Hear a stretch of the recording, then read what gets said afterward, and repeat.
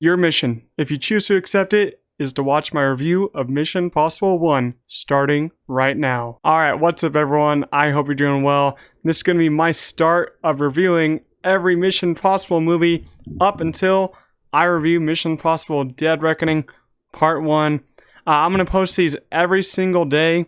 Hopefully every single day, actually. It might be every other day, but hopefully I'm going to do every single day leading up to when I review Mission Impossible Dead Reckoning, and I will have that review up a couple days before its official release because I'm seeing it early.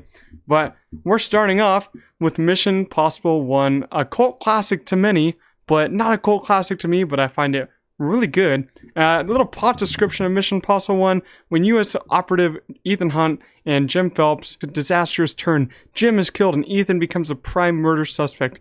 Now a fugitive, Hunt recruits brilliant hacker Luther and maverick pilot Franz to help him sneak into a heavily guarded CIA building to retrieve a confidential computer file that will prove his innocence. Alright, that's basically the whole plot description of the movie. If you guys want to go watch it and then watch this, go ahead.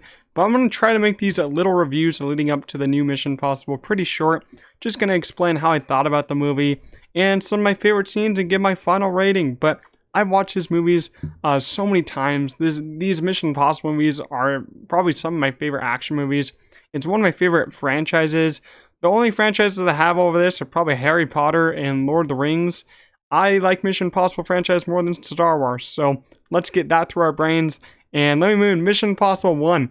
You know, this movie kind of just feels kind of like a classic because when it was made, they didn't do like all those big stunts that they're doing in the future films, but it's more like a laid-back spy thriller. Like it's kind of like one of the older James Bond films. It kind of feels like that.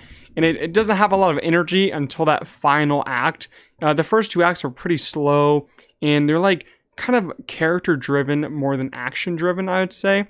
And I kind of enjoy that a lot, but I still feel like that kind of dumbs down the movie just for me a little bit because it is pretty slow throughout the first half of the movie until they get to the CIA building. And I don't really like that slow build up. But I feel like if you didn't have Tom Cruise there, then it might have been worse. But Tom Cruise, he's our Ethan Hunt. He's awesome. He really brought it in this first movie. And we got Ving Rhames, who he's been in every Mission Impossible movie. I didn't know he was in this first one before I saw this first one years ago. But man, he's in every single one. He does a brilliant job. Jon Voight, I don't know. Jon Voight is an interesting actor to have in a Mission Impossible film, especially when you see what he does in the final act. It's kind of hilarious. But this one is kind of our lead up to what happens in the other ones because it is the first one. But it's also kind of very different than the other ones. As I said, some of my favorite scenes of these movies is the mole hunt scene when Ethan and Agent Kittredge are sitting across from each other at the restaurant. And basically, Kittredge thinks he's a mole. And it's really cool how they film it, in my opinion. They have those interesting camera angles that I really do like, and the emotions coming from Tom Cruise in that scene, just he kills it in that scene, and Kittredge is awesome. And we're gonna see them two talk with each other for the first time in Dead Reckoning Part 1. He's in the trailer, so we're gonna see them talking to each other again. I cannot wait for that. But that scene then ends with them blowing up the fish tank, and we get in the first Tom Cruise, Ethan Hunt, Mission Impossible run. I enjoyed that scene a lot. It is kind of funny when he's running and you see all the water behind him, but it's a classic scene in my opinion.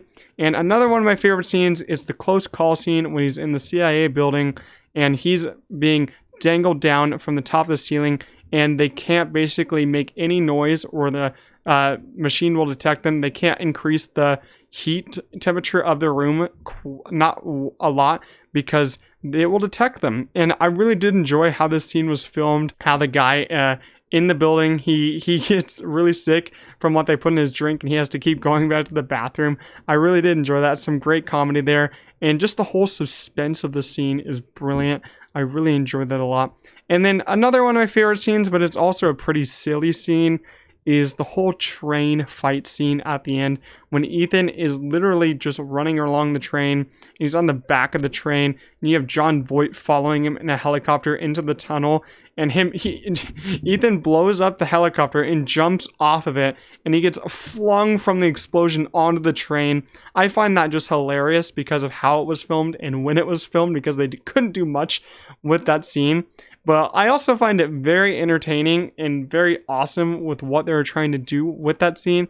And we're getting another train scene in the new one, and it's going to look spectacular because of all the effects that we have today and all of what they can do in real life with an actual train. So I cannot wait for that. But, you know, this Mission Possible movie is pretty enjoyable in my opinion.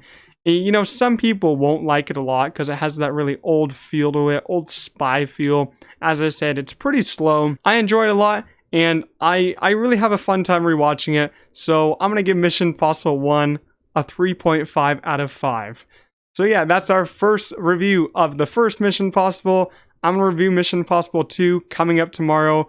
And it's going to be a doozy because that film is a doozy. But I'll see you guys in the next one. Peace out.